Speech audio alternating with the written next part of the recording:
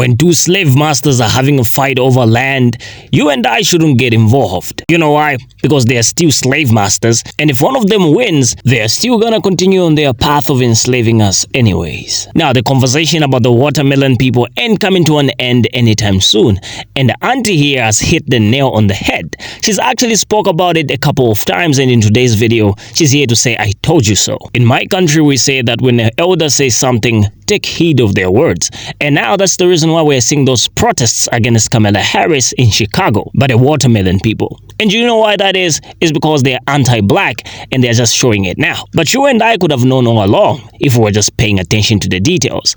Let's take a look at this video that has emerged and the perspectives that it garnered. And if you're familiar with today's conversation, please leave your thoughts in the comment section and tell us what you think about what Auntie says. Melanated dominant people, sons and daughters of my ancient mother. When I told you them watermelon people didn't like you, y'all got in my inbox and talked about me like a dog, okay? Not too often in my 52 years do I get to say I told you so, okay? I told you in October when this started, okay? Stay out of those people business, right? Why? Because the conflict, the war the genocide that has been going on in the Congo has been going on for years. I want to say almost 20 years. And nobody was standing in solidarity with us, okay? Half of us didn't even know how bad it was in the Congo, okay? When I say when two slave masters are fighting, what that is none of your business, okay? When I say that we gotta come to a point that we know what our business is and what our business is not. Sometimes because we have been so wounded, okay, that when we see someone else hurting, right, we become the hero that we never had. Okay, I'm finna give you some real talk. We're trying to help save somebody because didn't nobody save us. But what happens when now a black woman is gonna be the president of the United States? Oh, that anti-blackness came out, didn't it? They told you how they feel about you, didn't they? I just got on here to be petty. I told you so. Go back to the video that's pinned at the top. Got like 1.5 million views. Read some of them hateful comments people, black people, put onto that video when I said stay out of those people business. Now, baby, they coming for you. Baby, they coming for you. I was always on the right side of history, okay? But if you was on the wrong side of history, understand this. It's not too late. Come on back over here. Come on. You come on. We got black owned business over here. Yeah, you can come over here and mind your own black owned business, honey. They don't need your support. And they telling you how they feel about you. What I told you back in October. Understand, it was the Arabs, the Sunni Muslims that enslaved Africa. That place is 98% Sunni Muslims. Melanated dominant people lived in a part of the neighborhood that was called slave. But when I told you all of this, okay, y'all got in my comments and talked about me like a dog, okay? Talked about me like a dog. And I took it, baby. I took them L's. Because I knew this day was going to come. The day that I got on here, on the Great Mother Internet, and say, I told you so. Let this be a valuable lesson to you. Especially you millennium babies. Okay? Stay out of them people business. We got war on melanated dominant people right here in the U.S. We got war on melanated dominant people in Africa. When two slave masters is fighting, baby, the sons and daughters of slaves sit back and get popcorn. I said what I said. You might not like it, But go read them comments. Go look at them videos how they coming for your black butt. Okay?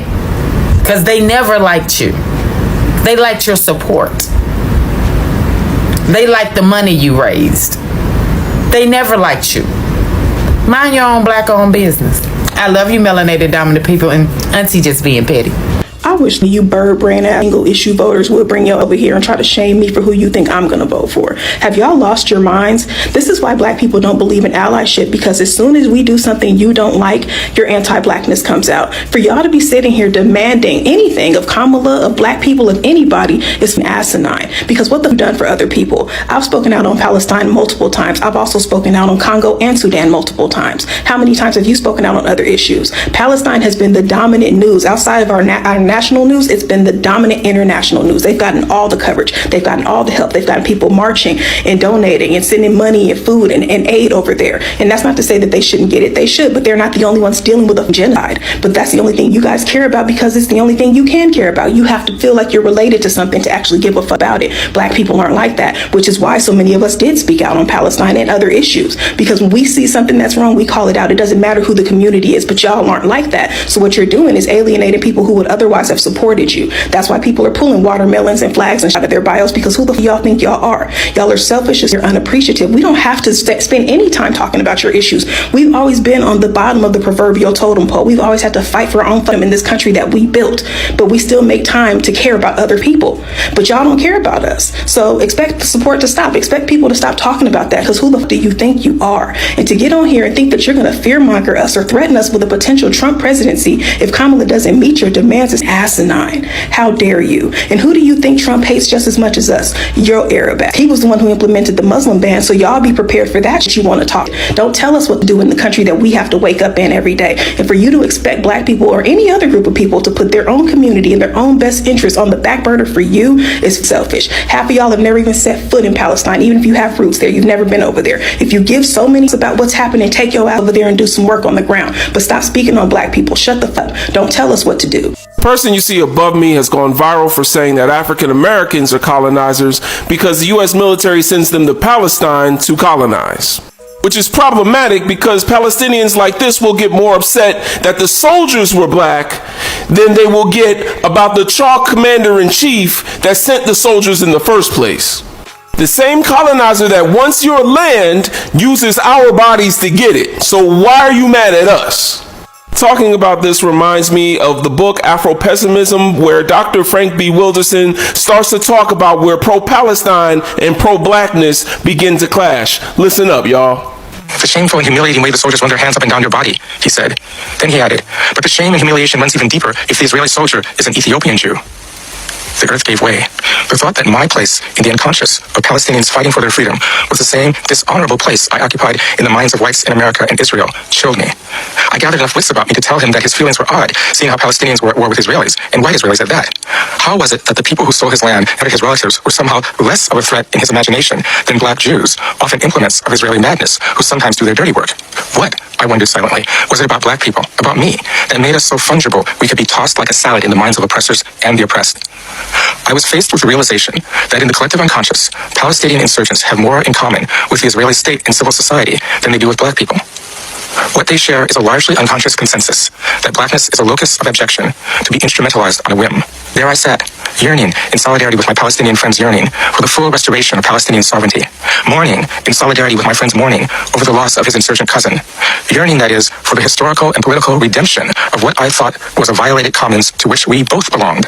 When all of a sudden, my friend reached down into the unconscious of his people and slapped me upside the head with a wet gym shoe. Anyone that's been following me for a minute knows that I don't talk about allyship much, if at all. And it's not that I'm totally against allyship, or if I have a problem with every other race. The fact of the matter is that it shouldn't be black people's number one priority, especially when the whole world is anti-black. There's nowhere you can go in the world that isn't a black majority country that they aren't anti-black. Like, us pimping out our allyship has gotten so bad to the point that people think that they are owed our allyship even if they ain't never helped black people a day in their life. This shit is sick, bro. It's to the point that us giving away our allyship is just a lack of self-respect on our part, bro. We get nothing in return but a smack in the face, dog. Ridiculous. Nobody is saying that if you as a black person are supporting other causes outside of the black community, you should stop. No, because that would be disingenuous. All I'm saying is we can't continue to pimp out our allyship when we got multiple problems on our plate that we have to deal with. That's like somebody getting a bonus check, right? And they got a credit card bill that they need to pay. And instead of paying on their credit card bill, they give their friend their bonus check money to pay on their credit card. So you gonna go further into debt while you watch your friend get out of debt? It don't make no sense. You can't help nobody if we can't help ourselves, bro. We don't have nothing to help ourselves. We have to get that first. We don't even control our own narrative and resources, yet we want to help other people obtain theirs. That's getting ridiculous, bro. I understand that a lot of issues in the world are connected, but the one thing everybody else in the world can agree on is to be anti-black.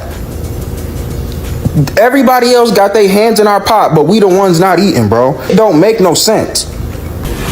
Melanated dominant people, come here. I'm madder than a hoe in church. You ready? I go to the gas station. It's ran by Arabs, Muslims. Normally, they're very friendly, flirtatious, even. So the store owner singled me out. Have no idea why he picked me, but this conversation didn't go like he thought it was gonna go. He said it's a damn shame what the Jews are doing to the Palestinians, and Muslims are being persecuted, and they're doing a genocide in the Palestinian, and they don't belong there, right? I listened, and I said, well, it was the Muslims that enslaved Africa for over 1,300 years. They castrated black men in the Sahara Desert with dull knives, and many of them died. And they tread thousands upon thousands of black women across the desert. Black women bones lined the Sahara Desert so that it was said you didn't need a map to get to Europe. And still now in Libya, according to CNN documentary in 2017, the Muslims were selling black Cameroonians and Nigerians on a slave market in 2017. He became furious. And he said, oh, you must be a Christian. That's why you on Israel's side. You must be a Christian. I said, why would I be a Christian? The Jews' Torah told them that black people were under the curse of Ham, and therefore we were sanctioned by Yahweh to be slaves. And some of the brutal things that they did to melanated dominant people in slavery was used through the Old Testament. Murder, slaughter, rape, mutilation of black people. Jews said that black people were more like apes than they were like humans. So no, I'm not on their side either. Can I tell you that he put me out that store? I know you full of put me out the store. Would not sell me my little chips or my little soda. I have never been so proud of being put out of somewhere. Why am I telling you this story? Melanated dominant people, stay out of their business. Stay out of it. Let me tell you something. When I'm wounded and hurt, I'll take help from anybody, okay? But understand this. It was the Muslim. I want you to look up the Sahara slave trade, okay? Look up the Sunni Muslims. The Palestinians are Sunni, 98% Sunni Muslims. Look up CNN documentary about the Sunni Muslims in Libya. Matter of fact, find you a good Cameroonian or Nigerian and ask them about the slavery. As early as 2017, that was still going on when they would catch Nigerians and Cameroonians trying to cross over to Europe. They would capture them and sell them in slavery. Okay? So Be careful who you standing in solidarity with, because they just put my beautiful black ass clean out they store. I love you guys. I hope this make you think. I hope that everybody is now aware of the slavery that the Arabs or the watermelon people conducted on Africa and on black people. And in another video, I did discuss about the hatred and some of the things that could have driven to this. But it's so crazy that even in 2017, they continued with this narrative.